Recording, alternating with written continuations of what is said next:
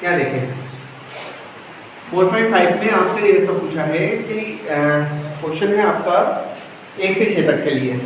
इसमें अपने को केवल इतना सा बताना है कि समीकरण निकाय संगत है या असंगत है ना। तो संगत या असंगत में कॉन्सेप्ट ये लगता है कि हम एक वो लेकर चलते हैं ax बराबर b, ये संगत वाली स्थिति रहती है। अगर नॉट इक्वल रहे है ना तो ये फिर असंगत। जैसे मान लो ax बराबर b हो जाए तो इसे बोलेंगे हम संगत। मतलब हम संगत का मतलब ये है कि हम यहाँ पर x के x y और जो भी आपका दिया है, जैसे यहाँ पर 3 दिए x y z दिया है, जैसे कुछ सवालों में x y दिया है, तो हम x y और z जो आपको अचर पद दे रखे हैं, चर पद, उन चर पदों के मान निकाल पाएंगे या नहीं निकाल पाएंगे। यदि उनके मान निकाल पाते हैं तो ये संगत होंगे, और यदि मान नहीं निकाल पाते हैं तो ये असंगत हो जाते हैं, है ना।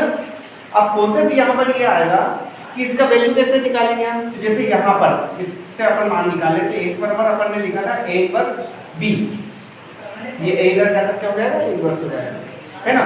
तो यदि ये बराबर आता है तो ये क्या हो जाएगा, संगत, है ना। और यदि x not equal a inverse b होता है तो फिर क्या हो जाएगा, असंगत। अब यहाँ से इतना पूरा प्रोसेस नहीं करके हम केवल एक स्थिति देख लेंगे।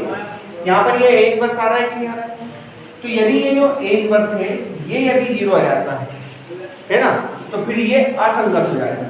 क्या हो जाएगा, असंगत। क्यों हो जाएगा असंगत, क्योंकि इसका जो मान है ना, यदि ये 0 आता है तो वो ओवरऑल क्या हो गया, 0 हो गया। मतलब ये पूरा मान 0 हो जाएगा कि नहीं हो जाएगा, तो ये असंगत हो जाएगा। और यदि a इनवर्स नॉट इक्वल 0 आता है, नॉट इक्वल 0 का मतलब ये कि कुछ और मान है ना, और यहाँ पर हम इसका मान नहीं निकालता, उसका देखो मोड a का, केवल इससे मान बता देंगे। मोड a यदि आपका 0 आता है तो ये क्या हो जाएगा, असंगत, है ना। वो मोड a नॉट इक्वल क्या हो जाए, 0, तो ये क्या हो जाएगा, संगत। क्यों हो जाएगा, क्योंकि जब हम a इनवर्स की वैल्यू की बात करते हैं तो ये होता है एडजॉइंट a बटे मोड a, है ना। यदि मोड a का वैल्यू 0 रखते हैं तो बटे में 0 का मतलब क्या हो जाएगा, अपरिभाषित। क्या हो जाएगा, अपरिभाषित। और यदि आपका यह मोड a का वैल्यू 0 नहीं होगा, यदि कुछ और होता है ना, तो कुछ ना कुछ मान निकल जाएगा। तो केवल इतना सा है, आप इससे देख लीजिए। यहाँ पर किसका मान देख लेंगे अपन, मोड a का। चलो यहाँ इन सवालों को कैसे, या है ना, इसको मैं फिर से लिख रहा हूँ 3x minus Y minus 2z बराबर कितना, 2। इसको नाम दे दो आप समीकरण 1। ठीक है, कितने चर यूज हो रहे हैं यहाँ पर, 3, x y और z। यहाँ पर देखो ये कितना लिखा है, 2y माइनस z बराबर कितना, -1। ये आपका समीकरण, तो यहाँ x है क्या, नहीं है।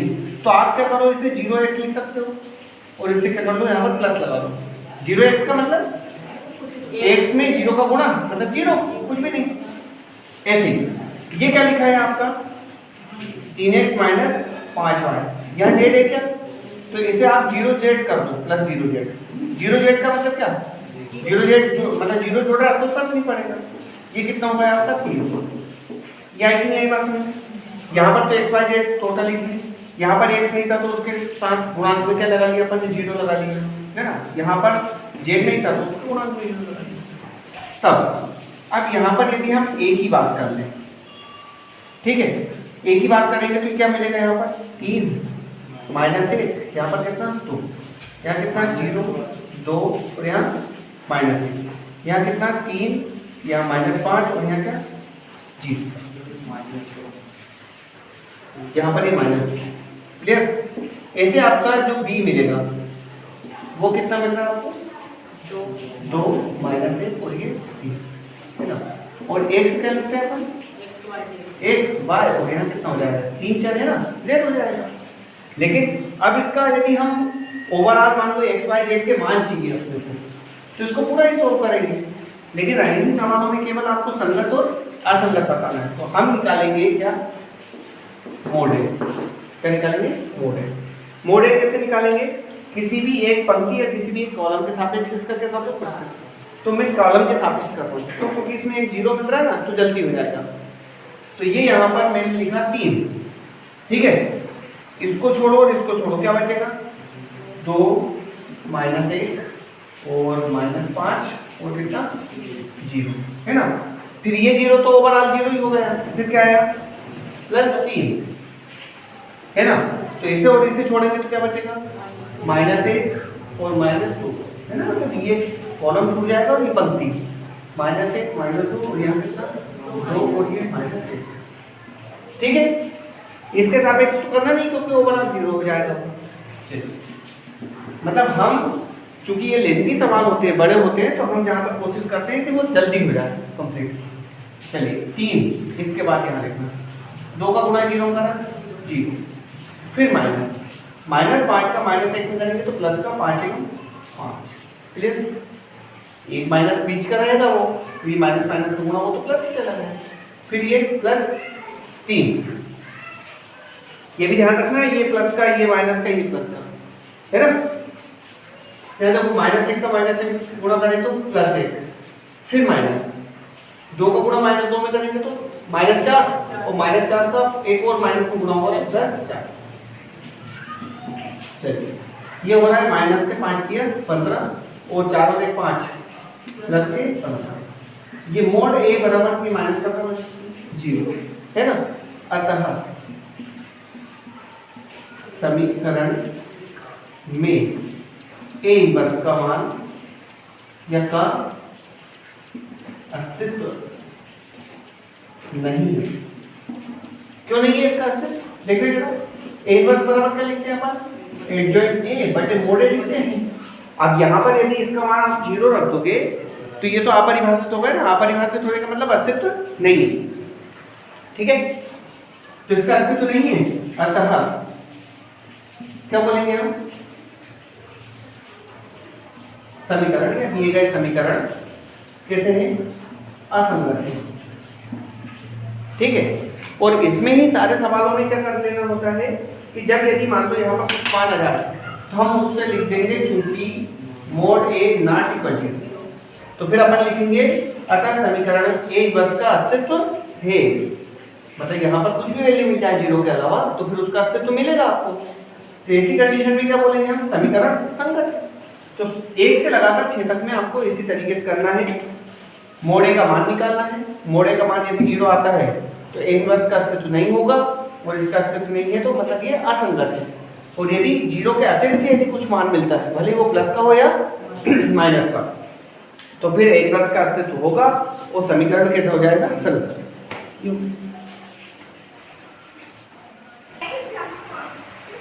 क्या समझ, इसको हम 0x लिख सकते हैं यहाँ पर।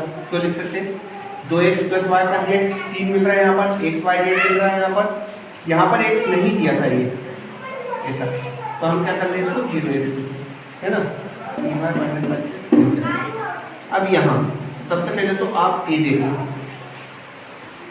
कैसे लिखेंगे a को, 2 यहाँ पर 1 फिर यहाँ पर 1 गुणांक लेना है, यहाँ पर 1 यहाँ पर -2 यहाँ पर -1, है ना। यहाँ पर 0 3 और कितना -5। फिर इसके बाद b की बात करें, क्या 1 क्या 3/2 और फिर यहाँ कितना 9, है ना। और ऐसे हम z की बात करते हैं, कितना x y और z। यहाँ पर ये कैपिटल x बराबर x y और z हो जाएगा, ठीक है। अब यहाँ पर सबसे पहले हम इसका संगत असंगत देख लें कि इसका अस्तित्व है या भी नहीं है।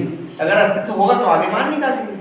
जैसा तो चूंकि मान निकालने का बोला ही तो है, जब आपसे पूछा जाए कि संगत है या नहीं है तो ऐसी कंडीशन में बनती है। चलिए फिर भी हमें मोड a का मान चाहिए रहेगा, ठीक है।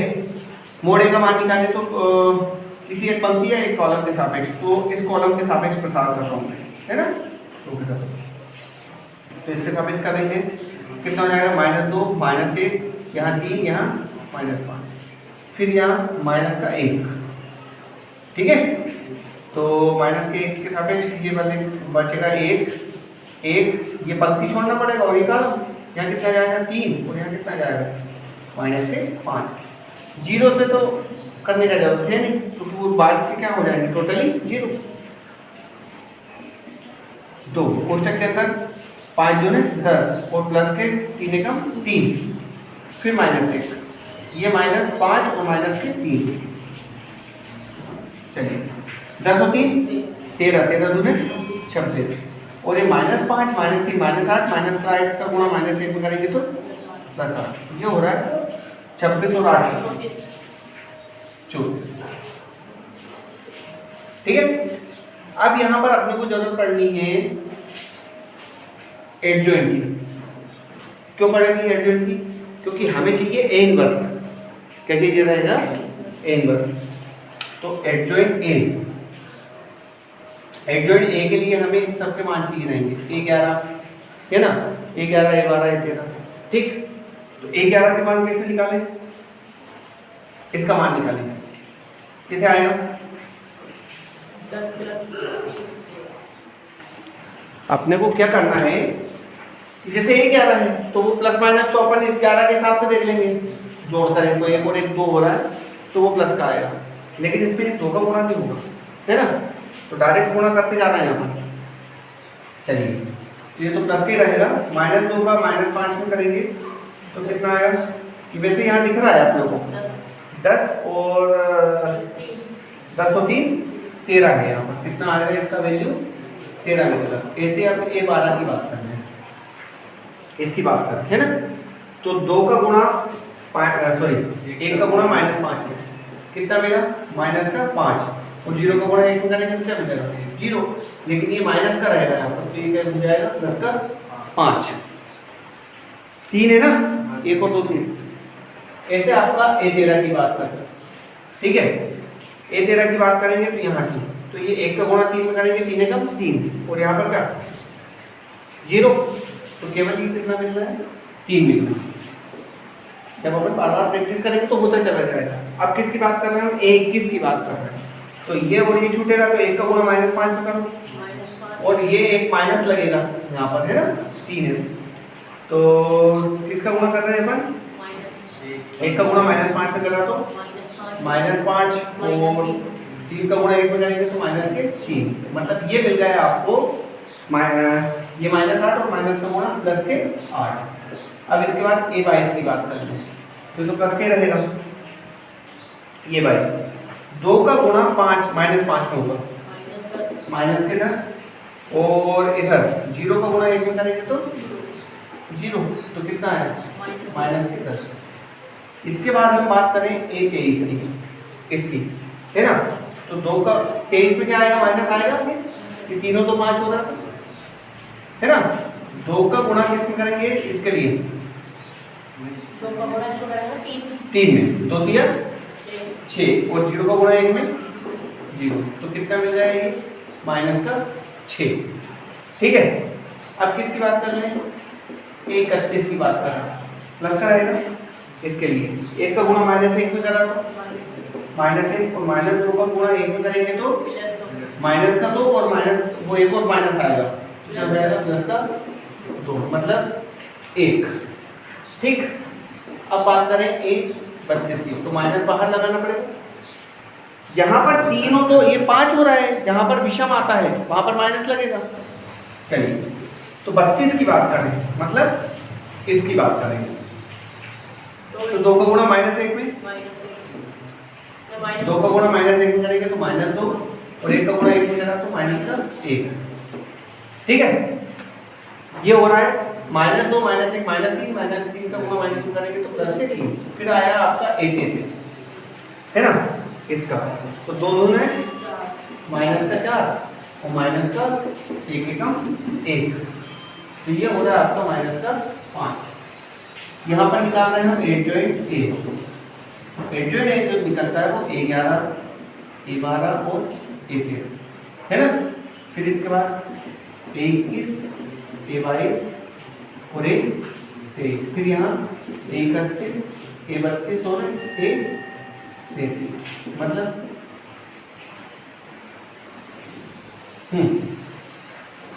इसका 11 कितना 13, फिर यहाँ कितना प्लस के 5 और यहाँ कितना 3, फिर यहाँ 8, फिर यहाँ कितना -10 और -6, फिर यहाँ कितना 1 3 और -5।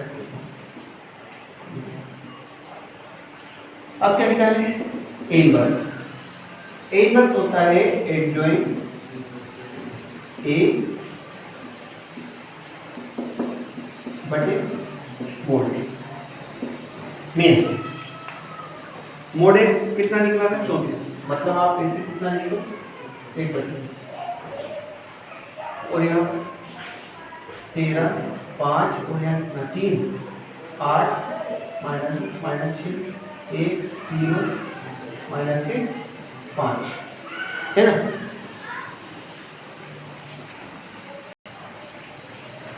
चलिए तो अब चूंकि ए हमारे पास जो एक्स होता है वो होता है बराबर ए इनवर्स बी, ये होता है। तो इसका मान क्या है हमारे पास एक्स वाई और जेड बी बराबर इसका मान चाहो तो आप इसका अंदर गुना कर दो या फिर बाहर रखा दे दो, बाद में कर लीजिए। यहाँ कितना 13 5 3 8 -10 -6 1 3 -5 बी की वैल्यू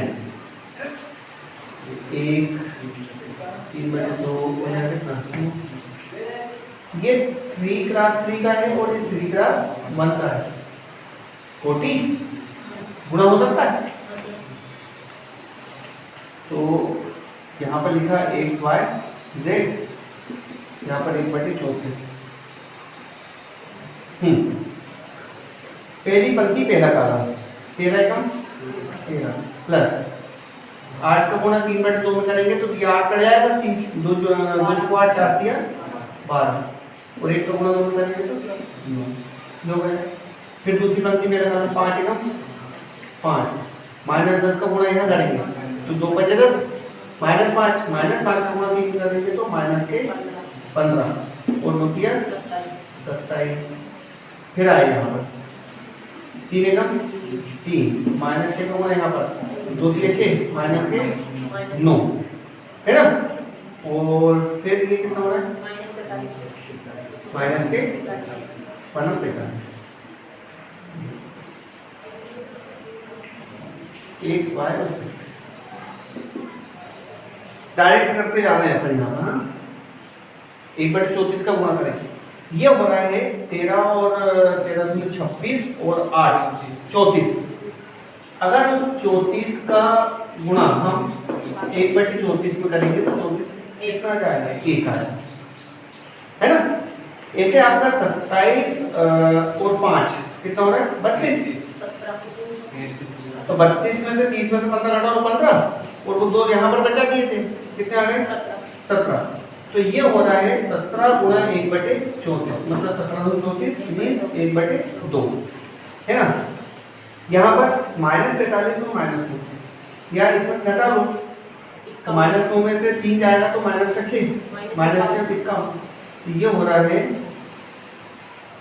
-51। इसमें गुणा 1/34 करेंगे तो 17 दूनी 34 17 की 51 -3/2।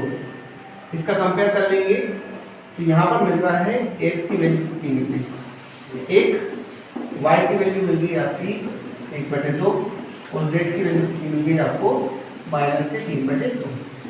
ये इसका आंसर, ठीक है।